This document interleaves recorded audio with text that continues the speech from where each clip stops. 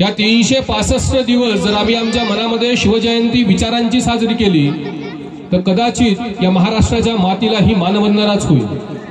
कारण मुळात शिवचरित्र इतकं जबरदस्त आणि उल्लेखनीय चरित्र आहे. असंख्य संकट आमच्या जीवनामध्ये येतात. अनुकूल परिस्थिती प्रतिकूल परिस्थितीमधनं सगळ्या माणसाला जावं लागतं.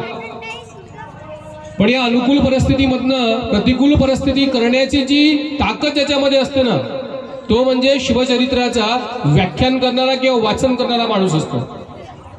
कारण शिवचरित्र आम्हाला हेच सांगते, तुमच्या जीवनामध्ये कितीही संकट असली तरी सुद्धा त्या संकटाला पेलण्याची ताकद तुमच्यामध्ये असली पाहिजे. सस्टेनेबल करेज तुमच्यामध्ये असलं पाहिजे. आणि हे तुमच्यामध्ये जर असेल तर कितीही येणारे संकट तुम्ही तारू शकता. हे जिवंत उदाहरण म्हणजे शिवचरित्रामधलं शिवकालीन उदाहरण आहे.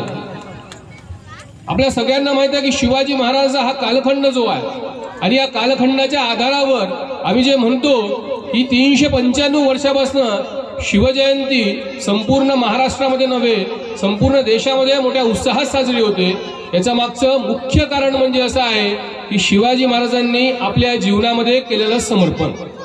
त्याच्यामुळे आज भारतामधल्या जेवढ्या सगळ्या रेजिमेंट्स आहेत, इन्फेंट्री आहे, पंजाब इन्फेंट्री वेगळी आहे, इन्फेंट्री म्हणजे सैन्याचे दल आहे, त्याच्यामध्ये मग आसाम इन्फेंट्री वेगळी आहे, पंजाब इन्फेंट्री वेगळी आहे, राजपुताना रायफल्स वेगळी आहे, मराठाची महाराष्ट्राची मराठा लाईफ इन्फेंट्री सुद्धा वेगळी. या प्रत्येकाच्या रणगर्जना जर आम्ही पाहिल्या की नाही तर प्रत्येकाच्या रणगर्जना या वेगवेगळ्या. मग गोरखा रेजिमेंटची रणगर्जना आहे जय महाकाली गोरखाली आली. राजपुताना रेजिमेंटची रणगर्जना आहे जय एकलिंग की जय. तिकडे बिहारमध्ये जाल तर बिहार रेजिमेंटची रणगर्जना आहे जय बजरंगबली की जय. महाराष्ट्राची एकमेव अशी रणगर्जना जी आहे मराठा लाईफ इन्फेंट्रीची ती आहे बोल छत्रपती शिवाजी महाराज की. तुम्ही विचार करा, या सगळ्या रणगर्जना ज्या आहे या कुठल्या ना कुठल्या देवांच्या नावावर आहे. पण एक अशी महाराष्ट्राची रणगर्जना जी आहे ही फक्त एका व्यक्तीच्या नावावर आहे. मग या व्यक्तीच्या नावावर आहे म्हणजे या व्यक्तीला देवत्व प्राप्त झालाय. पण देवत्व प्राप्त झालाय म्हणजे नेमकं या माणसाने आपल्या जीवनात केलं काय असेल. तर या करण्याची जी स्थिती होती त्या परिस्थितीला मानून स्वतःचं जीवन समर्पित करणारा हा राजा होता. संपूर्ण देशामध्ये मुघली सत्ता होती. सुलतानी आक्रमण जिकडे तिकडे सुरू होते. 650 वर्ष जवळपास जर आम्ही पाहिले तर उत्तर भारतामध्ये हे स्वराज्य होतं. त्याच्यानंतर 350 वर्ष महाराष्ट्रामध्ये आणि 350 वर्ष दक्षिणेमध्ये हे मुघली राज्य मुघली राजवट शासन होतं.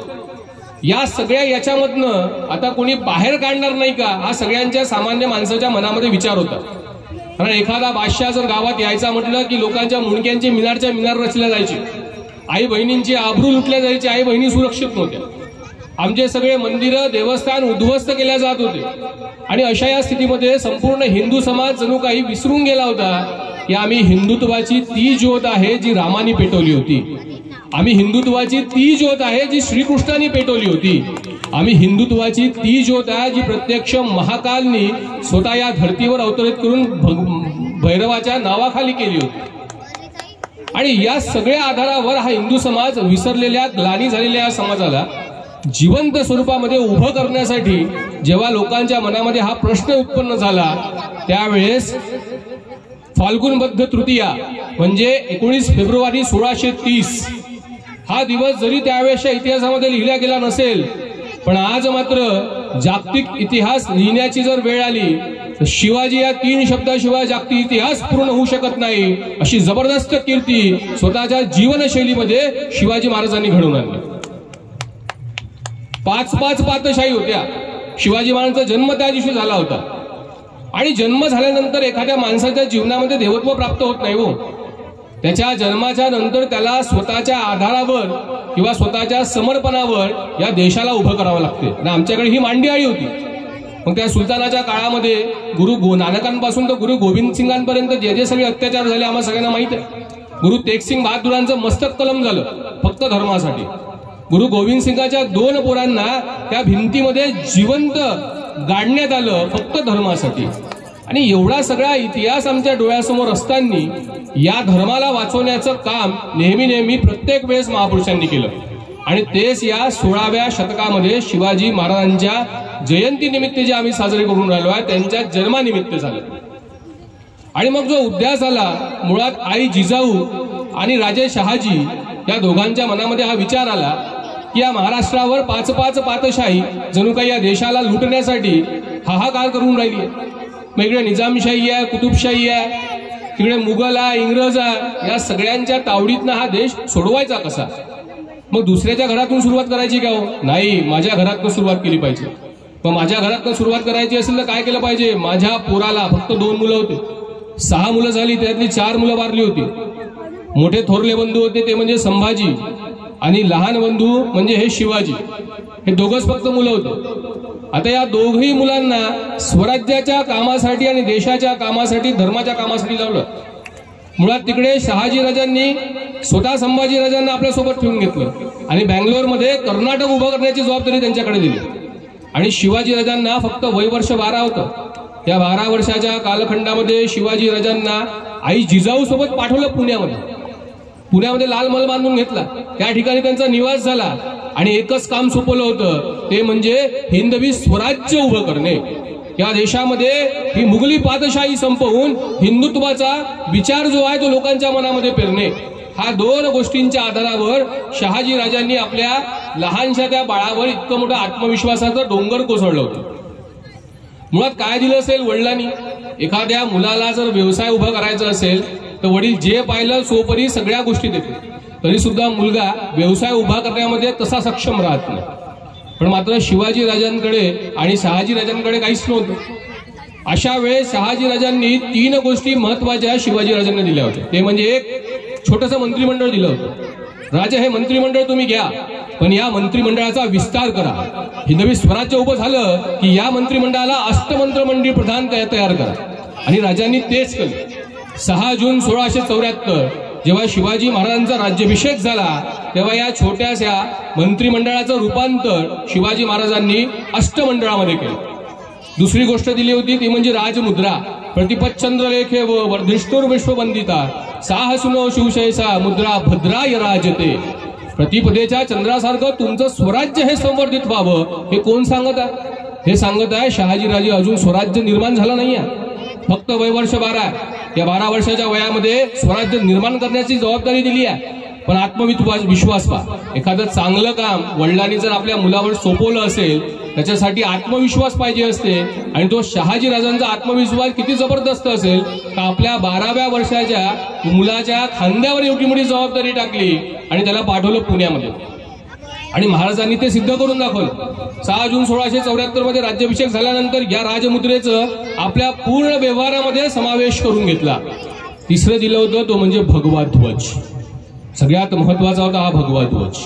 आणि सांगितलं होतं अनेक लोकांना हा भगवा ध्वज पेलल्या जात नाही बरं. हा तोच भगवा ध्वज आहे जो रामाने आपल्या खांद्यावर घेतला होता. हा तोच भगवा ध्वज आहे जो श्रीकृष्णाच्या महाभारतामध्ये हा ध्वज होता. हा तोच ध्वज आहे. या ठिकाणी असणारे सगळे वारकरी पंढरपुरावर जाताना पैदल जाताना वारी करताना हा ध्वज आपल्या अंगावर घेऊन जातात.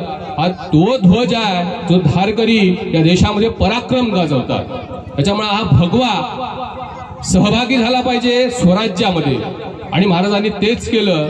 6 जून 1674 मध्ये राज्याभिषेक झाल्यानंतर या भगव्या ध्वजाला राष्ट्रीय ध्वज म्हणून घोषित केलं. आणि मग स्वतःचं राज्य जेव्हा एखादं उभं करायचं असेल याच्यासाठी काही गोष्टी आत्मसात कराव्या लागतात. जर आम्हाला इंजिनियर बनायचं असेल, चांगलं डॉक्टर बनायचं असेल, प्रचंड मेहनत करावी लागते. कॉम्पिटेटिव्ह एक्झाम मध्ये उतरावं लागतं आणि त्या सगळ्या एक्झामच्या आधारावर कॉम्पिटिशन करावी लागते. त्यावेळेस 5-5 पातशाहींसोबत कॉम्पिटिशन होती. आणि या सगळ्या कॉम्पिटिशनसाठी उतरायचं म्हटलं तर स्वतःची ताकद तशी सिद्ध करावी लागेल. आणि म्हणून महाराजांनी सगळ्यात पहिले जे गुण स्वराज्यासाठी उपयोगी होते असे सगळ्या गुणांचा संचार स्वतःमध्ये केला. दुसरं म्हणजे संघटन उभं केलं. एखादं चांगलं काम, एवढं मोठं ध्येय होतं. ध्येय काय होतं? हिंदवी स्वराज्य उभं करणे. पण हिंदवी स्वराज्य उभं करायचं आहे तर एकट्याच्या भरोशावर होणार होतं का? नाही. याच्यासाठी संघटनात्मक ताकद पाहिजे होती जी रामाने वनवासात मिळवली होती, जी श्रीकृष्णाने पांडवात मिळवली होती. ही संघटनात्मक ताकद उभी करायची होती आणि महाराजांनी तेच केलं। ही ताकद उभी करायसाठी प्रत्येक मावळ्याला त्याच्या असणाऱ्या कौशल्याला या भारत मातेच्या चरणी अर्पण केलं। आणि या भारत मातेच्या चरणी अर्पण करायसाठी महाराष्ट्राची मायभूमी ही जी आहे ही महत्वाची होती। आणि म्हणून शिवाजी महाराजांनी आपलं संघटन उभं करताना एक एक मावळा गोळा केला आणि या प्रत्येक मावळ्याला सांगितलं, तुम्हाला जगायचं आहे ना तुमच्या समोरच्या पिढीसाठी जगा, तुम्हाला जगायचं आहे ना तुमच्या आई बहिणींसाठी जगा, तुम्हाला जगायचं आहे ना हिंदुत्वासाठी जगा। हे हिंदुत्व धर्म जे आहे हा वाचवायचा आपल्या सगळ्यांना। आणि ही धुरा या सगळ्यांच्या अंगावर दिली आणि तिथून कुठेतरी संघटन उभं झालं। मग आता हिंदवी स्वराज्याचं संघटन उभं झालं होतं। मग आता विचार होता तो म्हणजे वयाच्या 14व्या वर्षी स्वतःचं लाईफ मिशन ठेवणे। लाईफ मिशन म्हणजे काय होतं? लाईफ मिशन कोणाची नोकरी करणार नाही, कोणाची चाकरी करणार नाही, सुलतानाचे तर नाहीच नाही। मग करायचं काय? हिंदवी स्वराज्य उभं करायचं। आणि वयाच्या 14व्या वर्षी त्या रायरेश्वराच्या मंदिरावर जाऊन स्वतःचं रक्त अर्पण करून त्या ठिकाणी शपथ घेतली। एकाने नाही, प्रत्येक मावळ्याने शपथ घेतली। मग आता संघटन उभं झालं होतं, हिंदवी स्वराज्याची सुरुवात झाली होती। आता करायचं काय? सगळ्यात पहिले टार्गेट नंबर फर्स्ट सिलेक्ट केला तो म्हणजे सल्तनते आदिलशाही। तुटून पडले आदिलशाही। जेवढे सगळे गावाच्या गावं होती उद्ध्वस्त केली, त्यांचा खजाना मालमोग रोड टक्का सगळं वापस घेतला, सैन्याच्या सैन्य त्यांचे उडवले आणि चिडला आदिलशाही। आदिलशाही चिडल्याबरोबर त्यांनी सगळ्यात जबरदस्त आपला जो सरदार होता तो या महाराष्ट्राच्या मातीत पाठवला, तो म्हणजे अफजल खान। हा अफजल खान म्हणजे 6.5 फुटाचा धाडधिप्पाड शरीर असणारा हा अफजल खान या महाराष्ट्राच्या मातीत येणार होता। ही चाहूल शिवाजीराजांना लागली। 35,000चं सैन्य होतं आणि इकडे महाराजांचं सैन्य फक्त 7,500चं। एवढ्या मोठ्या सैन्याला रणमैदानामध्ये हरवणे सहज शक्य नव्हतं। युक्तीचा वापर केला महाराजांनी आणि युक्तीचा वापर करून जेव्हा हा अफजल खान बिजापूरवरून निघाला, त्या निघायच्या वेळेस सगळ्यात पहिले महाराजांनी त्याचा हत्ती विष देऊन मारला। पहा किती जबरदस्त प्लॅनिंग होतं। वर्षभरापासूनचं प्लॅनिंग होतं। महाराजांचं पूर्ण जीवन हे नियोजनात्मक जीवन आहे। कुठेच कोणत्या जीवनामध्ये स्वतःचा आधार नाही घेतला, फक्त नियोजन केला। आणि त्यामधलं अफजल खानाच्या वधाचं सुद्धा नियोजन आहे। या अफजल खानाला मारायचं आहे ना तर सगळ्यात पहिले त्याला रणांगणामध्ये मारण्यापेक्षा त्याला मनातनं हरवा आणि मनातनं हरवायसाठी त्याचा विष देऊन हत्ती मारला। तर त्यावेळेच्या काळामध्ये ती पद्धत होती, जर रणांगणामध्ये जाताना युद्धामध्ये जाताना एखाद्या सरदाराचा हत्ती मेला किंवा एखादा सैन्य मेला तर आपण जिंकूच शकत नाही, असं त्याच्या मनामध्ये विचार हा सुरू झाला होता। आणि अफजल खान त्यावेळेस त्याच्या मनामध्ये हारला होता।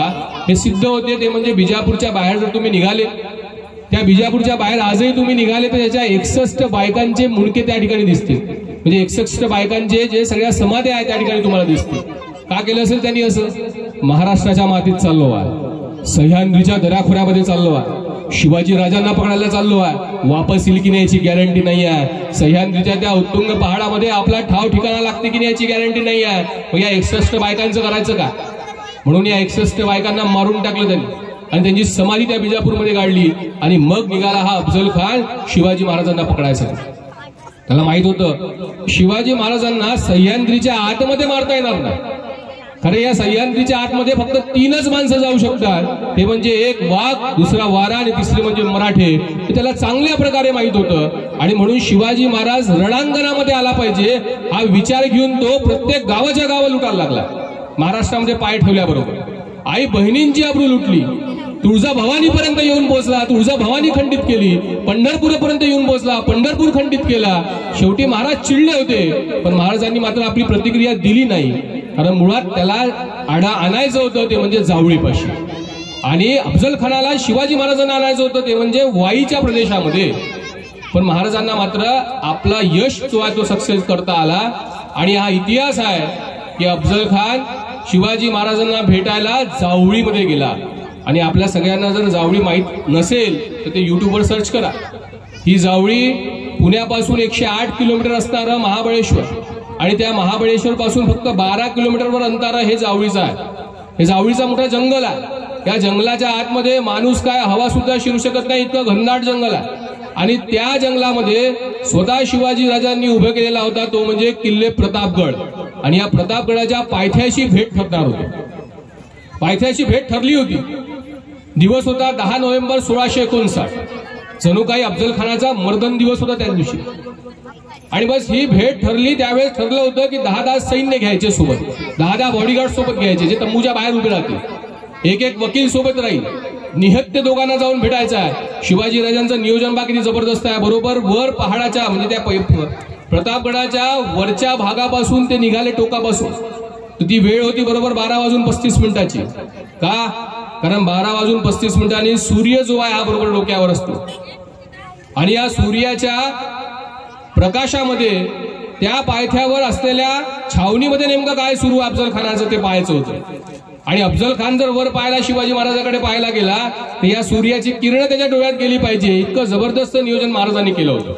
आणि आपल्या सगळ्यांना तो इतिहास माहित आहे. 12:30 वाजता निघालेले महाराज 2 वाजता छावणीच्या बाहेर गेले. 2 माणसं सोबत घेतले होते. ते म्हणजे एक जीवा महाला, दुसरा संभाजी गावजी कोंढाळकर. बाकी अष्टप्रधान मंडळ होतं त्यांच्याजवळ. 2 माणसं याच्यासाठी घेतले होते. जीवा महाला जानपट्टा चांगला चालवतो, कारण तिकडे अफजल खानासोबत असताना सय्यद बंडा दानपट्टा चांगला चालवतो. संभाजी गावजी कोंढाळकर याच्यासाठी घेतला होता. 6.5 फुटाचा हत्तीसारखा धाड दिप्पड आहे. खुद अफजल खान सुद्धा तेवढ्याच उंचीचा आहे, तेवढाच धाड दिप्पड आहे. 2 पैलवान जर रणांगणामध्ये उतरायचे असते तर सारखे पैलवान उतरावे लागतील, म्हणून संभाजी गावजी कोंढाळकर घेतले. दोघांना जबाबदारी वाटून दिली आहे. तिकडे जीवा महालाला सांगितलं की जीवा महाला तुम्ही आमच्यासोबत आतमध्ये येऊन राहिले. आतमध्ये आल्यानंतर आमच्या दोघांचं काय घेणं देणं सुरू आहे, मला घेणं देणं नाही. तुमचं फक्त लक्ष असलं पाहिजे ते म्हणजे सय्यद बंडाकडे. इकडे संभाजी गावजी कोंढाळकरांना सांगून ठेवलं आहे की तुम्ही शामियानाच्या बाहेर उभे राहणार आहे. बाहेरच्या आतमध्ये काय सुरू आहे याचं घेणं देणं तुम्हाला नाही आहे. पण जर अफजल खान जिवंत बाहेर पडला तर त्याला मात्र जिवंत सोडायचं नाही आहे. इतकं जबरदस्त प्लॅनिंग शिवाजी महाराजांनी केलं होतं. दोघांची भेट झाली. भेट होऊन शिवाजी महाराज आणि अफजल खान दोन्ही गळे भेटले. गळे भेटल्याबरोबर अफजल खान यांनी दगा केला. डाव्या हाताचा कव घेऊन उजव्या हाताने शिवाजी महाराजांचं मस्तक जे आहे ते आपल्या बगलेत दाबून ठेवलं आणि खंजीर उपसून महाराजांच्या पाठीवर मारला. पण चिलखत अंगाला होतं म्हणून काहीच झालं नाही. इकडे शिवाजी महाराजांनी आपली वाघ नखे बाहेर काढली, त्याच्या पोटात ते मारली. पोटात मारल्याबरोबर त्याची पकड ढिली झाली. महाराजांनी आपली तलवार म्हणजे कृपान बाहेर काढली, ती आतमध्ये टाकली. ती तलवार इतकी जबरदस्त असते की आतमध्ये गेल्यानंतर फिरवली, बाहेर काढली की सरळ आतडे घेऊन बाहेर निघते. आणि महाराजांनी ती तलवार आतमध्ये टाकल्याबरोबर त्या अफजल खानाचे आतडे बाहेर पडले. तिकडे सय्यद बंडा बाजूला होता, तो सरकला. सय्यद बंडाच्या दानपट्ट्याचा हात शिवाजी महाराजांच्या गर्दनावर पडणारच. तो जीवा महालाने त्याचा हात वरच्यावर उडवला आणि इतिहास पुटपटला. होता जीवा म्हणून वाचला शिवा. 17व्या शतकातल्या या हिरण्यकश्यपूचा वध त्याच शतकातल्या नरसिंहाने स्वतःच्या नखाने त्याचं पोट फाडून गेलं. आणि इतिहास म्हणाला की अफजल खान सारखा हा बलाढ्य माणूस या महाराष्ट्राच्या मातीतच मिळाला. इतकं जबरदस्त नियोजन शिवाजी महाराजांचं होतं. त्याच्या आधारावर हे स्वराज्य टिकलं. तुम्ही विचार करा की 10 नोव्हेंबर 1659 मध्ये ही घटना घडली. 11 नोव्हेंबरला शिवाजी महाराज कुठे होते? 11 नोव्हेंबरला शिवाजी महाराजांनी जे घोड्यावर आपली टाच मारली आहे, शिवाजी महाराज निघाले. भले वाईचा प्रांत जिंकला, सातारा प्रांत काबीज केला, कोल्हापूर प्रांत घेतला, वारणा नदीचं खोरं काबीज केलं. आणि 1 डिसेंबर 1659 शिवाजी महाराजांनी पन्हाळगडावर भगवा फडकवला. किती जबरदस्त नियोजन. इकडे सगळे हादरून आहे. अफजल खान सारखा बलाढ्य माणूस मेला. त्या महाबळेश्वर मध्ये झालेल्या भूकंपाचे झटके डायरेक्ट दिल्लीमध्ये पोहोचले. का औरंगजेब सुद्धा हादरलाय की अफजल खान सारख्या इतक्या मोठ्या आदिलशाहीच्या माणसाला मारलाय, म्हणजे हा माणूस आहे तर कोण आहे. पण तरी सुद्धा महाराजांनी मात्र हार मानली नाही. स्वतःचं नियोजन आणि देशावरची निष्ठा ही मात्र कायम ठेवली. अनेक प्रसंग महाराजांच्या जीवनात घडले. 1660 मध्ये जेव्हा या महाराष्ट्राच्या मातीमध्ये सिद्धी जोहर सारखा माणूस आला, या सिद्धी जोहरने पूर्ण पन्हाळगड काबीज करून ठेवला. पहिली सर्जिकल स्ट्राईक ज्याला आपण असं म्हणतो की आपल्याला कोरोनामध्ये आपल्या घरात राहावं लागलं, म्हणजे लॉकडाऊन होता. पण महाराजांनी त्या 4 महिन्यामध्ये हा लॉकडाऊन भोगला, तो म्हणजे पन्हाळगडावर. तो निघायचं कसं हा सगळ्यात मोठा प्रश्न होता. आणि मग 2 माणसं त्यांना आठवली की पहिली व्यक्ती होती ती म्हणजे त्या पन्हाळगडाच्या पायथ्याशी नेवापूर नावाचं छोटंसं गाव होतं. त्या गावामध्ये फक्त शिवा काशीद नावाच्या माणसाची महाराजांची फक्त एकदा भेट झाली होती, फक्त एकदा. आणि याला बोलवून घेतलं. याला पूर्ण माहिती होती त्या गडाची. आणि या शिवा काशीदला जेव्हा महाराजांनी पाहिलं तेव्हा लक्षात आलं ह्या शिवाकाशीत म्हणजे संपूर्ण महाराजांना दिसून राहिलं. त्याचं चालणं महाराजांसारखं, दाढी महाराजांसारखी, बोलणं महाराजांसारखं. आणि तेव्हा शिवाजी महाराज त्याला म्हणतात, शिवा एक दिवस शिवाजी महाराज बनून जगशील का रे? कुठलीही चिंता नाही मनामध्ये, कुठल्याही शंका नाही मनामध्ये. नाही महाराज नंतर सांगतो, आई वडिलांना विचारून सांगतो, हा प्रश्नच नाही. हो महाराज जाईल मी, त्या सिद्धी जोहरला भेटायला जाईल.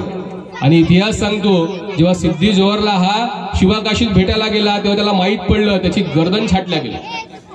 इकडे फुलाजी देशपांडे आणि बाजीप्रभू देशपांडेला घेऊन शिवाजी महाराज त्या गडावरून निघाले. विशालगडाकडे जायचं होतं. आणि जात असताना जेव्हा यवनाचं जे साम्राज्य आहे ते मागून येत असताना शेवटी बाजीप्रभू देशपांडेंना म्हणावं लागलं की महाराज तुम्ही समोर जा, आम्ही इथे लढू, या सगळ्या सैन्याला आम्ही थांबवून ठेवू. पण महाराज मात्र मान्य करायला तयार नव्हते. असा असला पाहिजे आमचा राजा, फ्रंट मध्ये उभा आहे, समोर उभा राहून लढून राहिला. आणि जेव्हा हे सांगितल्याबरोबर महाराजांच्या डोळ्यात पाणी आलं. शेवटी महाराजांना निघावं लागलं. आणि इतिहास तेही सांगतो की गजापूरची ती खिंड जी आहे ती पावन करणारा हा बाजीप्रभू देशपांडे आणि फुलाजी देशपांडे होता. 40 घाव आकार पडले आहोत, 40 घाव 40 घाव मारले आहे शत्रूंनी, तरी सुद्धा मरण पत्करत नाही आहे. का? कारण आमचा राजा विशालगडाकडे पोहोचलाय की नाही हे माहित नाही अजून. सांगितलंय राजांना विशालगडावर पोहोचल्याबरोबर तोफेचा आवाज करा, म्हणजे आम्हाला कळेल की तुम्ही विशालगडावर सुखरूप पोहोचले आहे. इथपर्यंत आपला जीव सोडला नाहीये. इतकी जबरदस्त ही मांडियाळी शिवाजी महाराजांच्या या सगळ्या मावळ्यांची होती. मग ते बाजी पासलकर असो ज्यांनी स्वराज्याची पाया उभारणी केली, आधी लगीन कोंढाण्याचं मग माझ्या रायबाचं असं म्हणत एका हाताने लढत राहिले असे तानाजी मालू पुचुरे असो, बैलुल खानाचं मस्तक छाटल्याशिवाय महाराजांना तोंड दाखवणार नाही असं म्हणत प्रतापराव गुजर असो, की जाऊन सांगा त्या यमाला जोपर्यंत माझा राजा गडावर पोहोचत नाही तोपर्यंत मी माझा प्राण सोडत नाही असं सांगत 40 घाव सहन करत मरणारा म्हणजे बाजीप्रभू देशपांडे असो. एक एक माणूस असा मोत्यासारखा होता आणि म्हणून स्वराज्य टिकलं. पण या स्वराज्यावर जबरदस्त चाल करून आलेला 1665 मध्ये तो म्हणजे बिरजाराजे जयसिंग. जबरदस्त होता. 1,75,000 सैन्य घेऊन आला. 1,75,000 सैन्य. आणि याला निस्तनाभूत करण्यासाठी महाराजांना तह करावा लागला. शेवटी आपल्या सगळ्यांना माहित आहे की या तहामध्ये 23 किल्ले या मिर्झा राजा जयसिंगाला द्यावं लागले. स्वतःचा पोरग संभाजी ओलीस म्हणून ठेवावा लागला. आणि संभाजी ओलीस म्हणून झाल्यानंतर 50व्या वाढदिवसानिमित्त औरंगजेबाच्या त्या आग्र्याला जावं लागलं. आणि आग्र्याला महाराज गिरफ्तार झाले, कैद झाले. सुटका कशी करायची? आणि मग महाराजांनी आपलं डोकं तिथेही लढवलं. पण लोक लढवत असताना सगळ्यात पहिले आपले 500-550 मावळे दूर केले. त्या औरंगजेबाला पत्र पाठवलं, मी तुमच्या छावणीमध्ये जाय, तुमच्या नजर कैदेत आहे, मला तुम्ही कधी मारू शकता, पण माझे सगळे मावळे तर सोडा. आणि मग त्यांनी सुद्धा विचार केला की एवढे सगळे लोक याच्यासोबत ठेवून करायचं का, म्हणून त्यांनी 500-550 मावळे सोडून दिले. पण हे मावळे आपापल्या घरी गेले का? नाही, त्या आग्र्याच्या पूर्ण भोवती नजर कैदीच्या भोवती केव्हा शिवाजी राजांना सोडवायचं याचं प्लॅनिंग करून राहिले. तिकडे महाराजांनी 4 ऑक्टोबर पासून 4 ऑगस्ट पासून स्वतःची तब्येत खराब आहे म्हणून पत्र पाठवलं औरंगजेबाला. दान पुण्य करायचं आहे म्हणून रोज काही ना काही गरिबांना वाटत गेले. मिठाई वाटायची आहे म्हणून मिठाईच्या पेटारे येत गेले. 1 दिवस 2 दिवस चेकिंग झाली, भारतीय चेकिंग होती. 3 दिवस चालली, 4थ्या दिवशी बंद झाली. आणि 4थ्या 5व्या दिवशी शिवाजी महाराज 17 ऑगस्टला कसे निसटले हे माहिती पडलं. पण इतिहासामधनं काहीतरी शिकावं लागतं. हे शिकण्याचा दृष्टिकोन आपल्या सगळ्यांचा असला पाहिजे. म्हणून त्यावेळेस इंग्रजांच्या ताब्यामध्ये असणाऱ्या नेताजी सुभाषचंद्र बोसांच्या हातात सुद्धा शिवचरित्र सापडलं. आणि शिवचरित्रामध्ये आग्र्याचा हा किस्सा जो आहे तो सुभाषचंद्र बोसांना माहीत पडला. ते सुद्धा इंग्रजांच्या नजर कैदेत होतं. त्यांनी सुद्धा हेच प्लॅनिंग केलं आणि वेषांतर करून ते सुद्धा इंग्रजांच्या ताब्यातून निघाले. आणि ते सांगतात, जर शिवाजी राजांचं चरित्र माझ्या हातात सापडलं नसतं ना तर कदाचित मी इथं बाहेर पडू शकलो नसतो. त्याच्यामुळं आम्हाला आमचं जीवन शिवचरित्राच्या आधारावर जगायचं. मग जगायचं असेल तर करायचं काय? आम्हाला सगळ्यात महत्वाची बाब ही आहे की आम्हाला आमच्या हिंदुत्वाच्या आधारावर जगलो पाहिजे. आमचे देव मंदिरं, आमच्या असणाऱ्या सगळ्या संस्कृत्या, सण, हे सगळ्या गोष्टी ज्या आहेत त्या आमच्या पद्धतीने साजरे झाले पाहिजे. आता आज आमचा वाढदिवस कसा साजरा होतो आपल्या सगळ्यांना माहिती आहे. केक, त्याच्यावर मेणबत्ती, आणि आमचा मुलगा हसत हसत टाळ्या वाजवत ती मेणबत्ती विझवतो. किती शोकांतिक आहे. म्हणजे विचार करा, आमची संस्कृती सांगते की अंधारामध्ये उजेड केला पाहिजे दिवा लावला पाहिजे, ज्योत प्रज्वलित केली पाहिजे। आणि आज आम्ही आमच्या मुलाला सांगून राहिलो आहे की वाढदिवस असा साजरा करायचा की आपल्याच भोवती अंधार करायचा।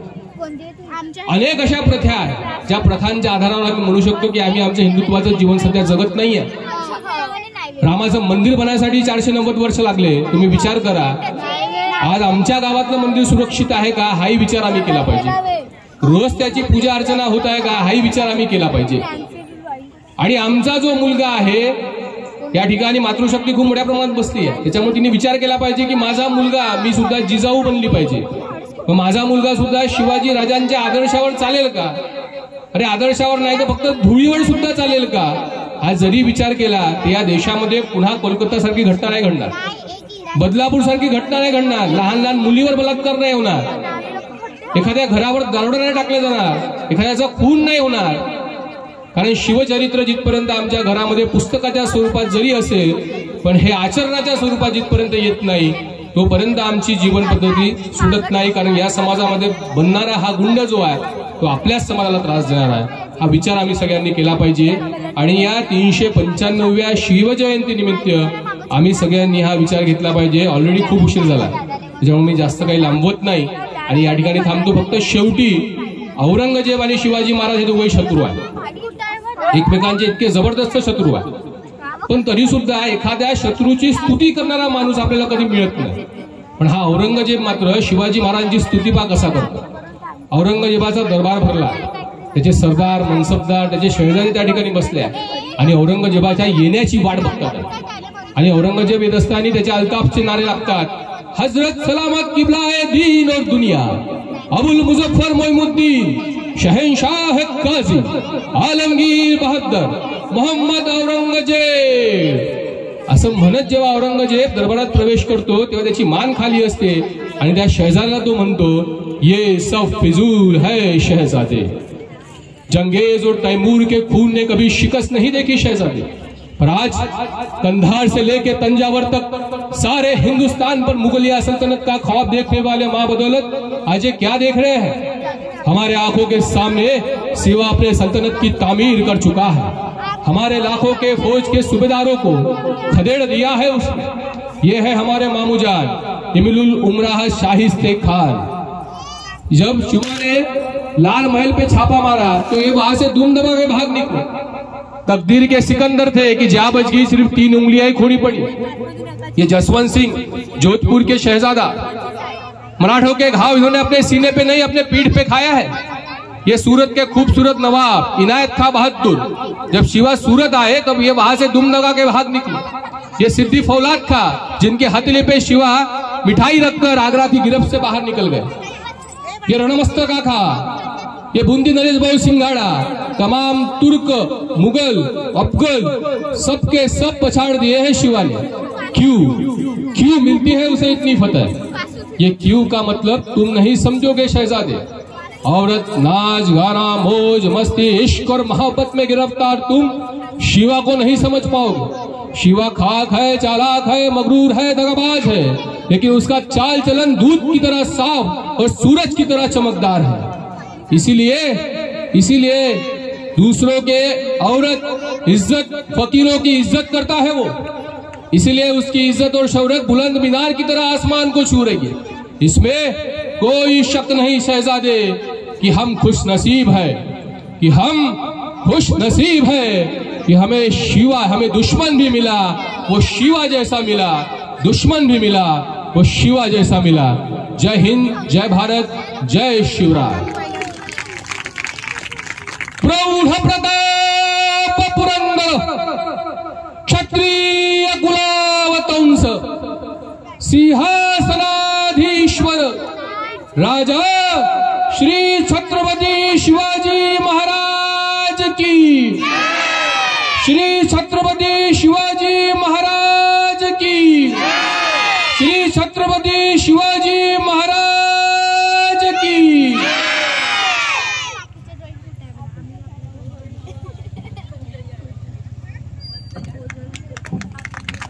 एकदा जोरदार टाळ्या होईल होता।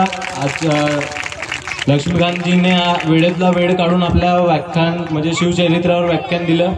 एकदम सखोल विषय त्यांचा असतो आणि यानंतर मी आजच्या कार्यक्रमाचे अध्यक्ष सुनीलजी झाडे यांना त्यांचे मार्गदर्शन देण्याकरिता आमंत्रित करतो.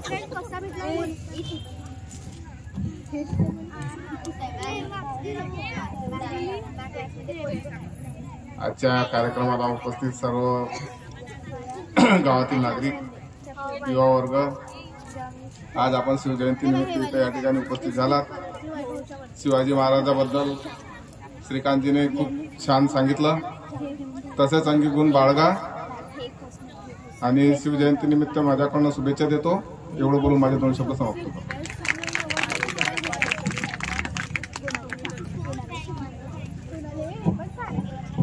यानंतर मी उदय लेंडे याला आभार प्रदर्शनाकरिता मंचावर आमंत्रित करतो.